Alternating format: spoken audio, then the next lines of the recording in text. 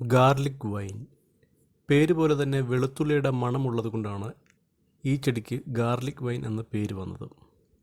നമ്മുടെ നാട്ടിലെ കാലാവസ്ഥയിൽ നല്ലതുപോലെ വളർന്ന് നിറയെ പൂക്കളിടുന്ന ഒരു വള്ളിച്ചെടിയാണ് ഗാർലിക് വൈൻ.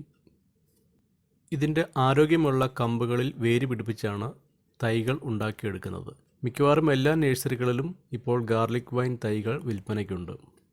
ഈ ചെടി നടുമ്പോൾ ശ്രദ്ധിക്കേണ്ട പ്രധാനപ്പെട്ട കാര്യം നല്ലതുപോലെ സൂര്യപ്രകാശം ലഭിക്കുന്ന സ്ഥലങ്ങളിൽ വേണം ഇവയെ നട്ടു വളർത്തുവാൻ.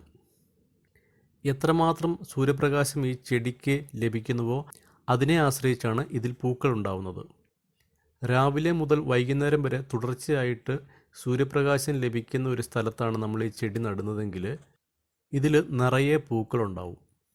പ്രധാനമായും വേനൽക്കാലത്താണ് ഈ ചെടിയിൽ പൂക്കൾ ഉണ്ടാവുന്നതെങ്കിലും മറ്റുള്ള സമയങ്ങളിലും ചെറിയ തോതിൽ ഇതിൽ പൂക്കൾ ഉണ്ടാവാറുണ്ട്.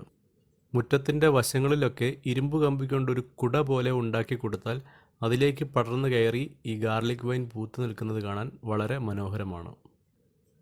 ഉയരമുള്ള മരങ്ങളിലേക്കും ഈ ചെടിയെ വളർത്തി വിടാവുന്നതാണ്. വേനൽക്കാലത്ത് നല്ലതുപോലെ ജലസേചനം ആവശ്യമാണ്. ചാണകപ്പൊടിയും മണ്ണിര കമ്പോസ്റ്റുമൊക്കെ ഇതിന് വളമായിട്ട് ചേർത്ത് നൽകാവുന്നതാണ്. NPK പോലുള്ള രാസവളങ്ങളും ഗാർലിക് വൈനിൽ പൂക്കൾ ഉണ്ടാകുവാൻ വേണ്ടി സഹായിക്കും. പ്രത്യേകിച്ച് ഈ ചെടിയിൽ അധികം രോഗബാധകളൊന്നും ഉണ്ടാവില്ല എന്നത് ഇതിൻ്റെ പരിചരണം എളുപ്പമാക്കുന്നു.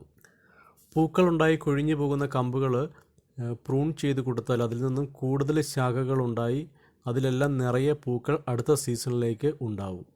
അപ്പോൾ ഇനിയും കൂടുതൽ ചെടികളുടെ വിശേഷങ്ങൾ ഈ ചാനലിലൂടെ വരുന്നതാണ്. സിനായ് ഫാമിൻ്റെ യൂട്യൂബ് ചാനൽ ഇതുവരെ സബ്സ്ക്രൈബ് ചെയ്യാത്തവർ ദയവായിട്ടൊന്ന് സബ്സ്ക്രൈബ് ചെയ്ത് വെക്കുക. അതുപോലെ തന്നെ സിനായ് ഫാമിൻ്റെ ഫേസ്ബുക്ക് പേജ് ഫോളോ ചെയ്യുക. നമ്മുടെ വെബ്സൈറ്റ് www.sinaifarm.com എന്നുള്ള വെബ്സൈറ്റ് സന്ദർശിക്കുക. അതിൽ ഏകദേശം 500ഓളം ചെടികളുടെ പരിചരണങ്ങളെപ്പറ്റി നമ്മൾ പോസ്റ്റുകൾ കൊടുത്തിട്ടുണ്ട്.